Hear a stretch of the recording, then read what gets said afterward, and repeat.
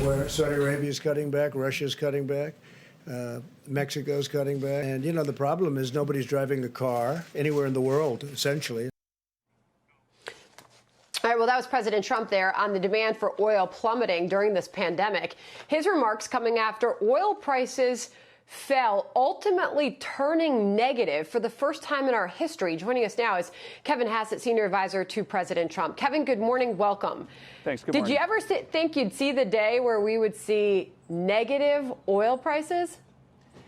You asked a difficult question, but the answer is surprisingly yes, that because of the way these markets work, every now and then people have to take delivery because that's when it's scheduled to happen, and they run out of storage. And so, economists have known for a long time that this kind of thing could happen. And yesterday morning, after I was on Maria's show, I went back to talk to some of my assistants, and we said, yeah, they could go negative today. And then it did, because, again, like if you take delivery and you don't have a place to put it, then what are you going to do? You can't, dump it on the ground or light it on fire or something. But Kevin, as an economist and someone advising the president, what does this tell us about the current state of our economy, that we would see oil prices not only fall as much as they have, but ultimately go negative?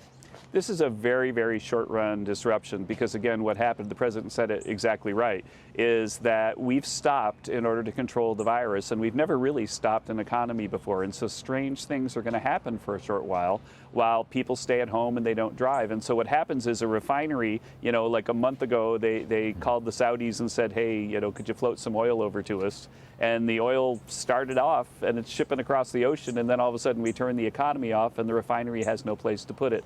And so they're kind of stuck in a difficult spot, in a jam. It's a very short run thing because people are going to adjust down their production, and people are going to adjust down the refining capabilities, and pretty soon things will find a new normal. And I think the most important thing to remember, though, is that all these policies that we're pushing, and Secretary Mnuchin has been working with the House and Senate leaders to get this done, hopefully maybe today or tomorrow, is that we're building a bridge to the other shore when we can open up again, and everything looks like it's sort of it's working well. The small business loans are keeping people attached to their employers. And when we get to the other side, we can flip the switch, turn the economy back on. And then, of course, the people will be loading up gas into their cars and refineries will turn back on and so on. So this is a very, very short run thing. I don't think that we'll see this happen again for a good long time.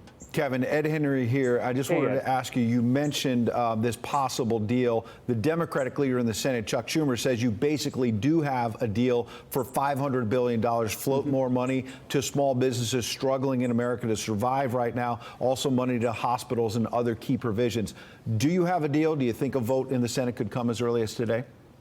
Well, I'm just an economist and am not involved in the negotiations. But, when we were meeting this morning, in the West Wing, it sounded like we were very, very close to a deal. But they didn't say the deal was final. But I fully expect it. One of the things that I think that I've been very pleased to see is that people have really put a lot of their partisan differences aside, at least when it comes time to do things like these small business loans and pass legislation to build the bridge to the other shore, which is what we have to do right now. And then hopefully as the disease disappears, then we can turn the economy back on and everybody will still be in place so we can get going again quickly. But yeah, I think that this morning I heard that they were really, really close, but I didn't hear that they were final. But I've never heard them say they're really close and then had a deal fall apart. Right. Well, so I would guess there's going to be a lot of people are counting on that money. On the question of the loans, I had a business leader text me this morning and say that he's hearing a lot of reports that the big banks like Chase are not putting these loans through,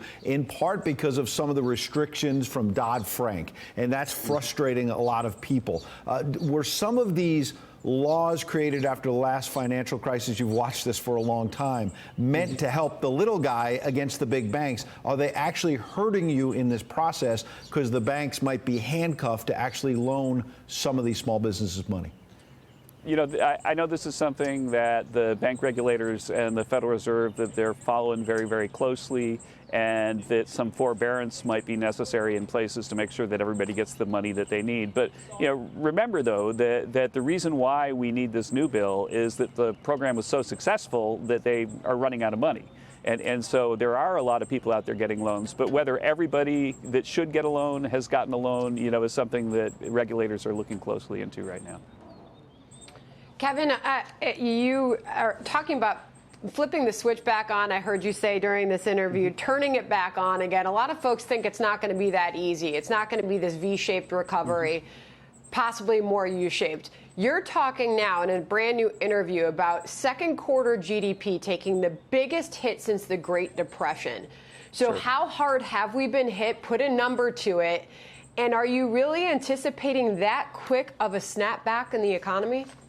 Well, I think that it's a grave economic situation for sure, that we're looking at one of the biggest shocks that any major economy has ever experienced, and a decline in GDP in the second quarter that could end up being the biggest we've ever posted because so many things have just shut down.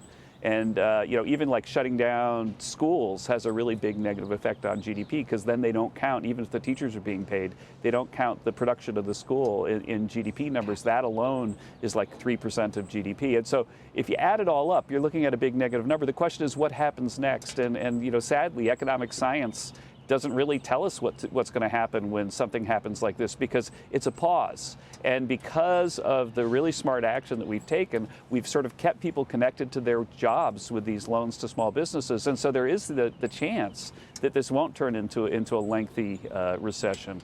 But it's a chance. We don't know for sure because this is an unprecedented territory. And that's why I think, again, that partisanship has been kind of put aside and people are taking big actions because we are experiencing the biggest shock that this economy has probably ever seen.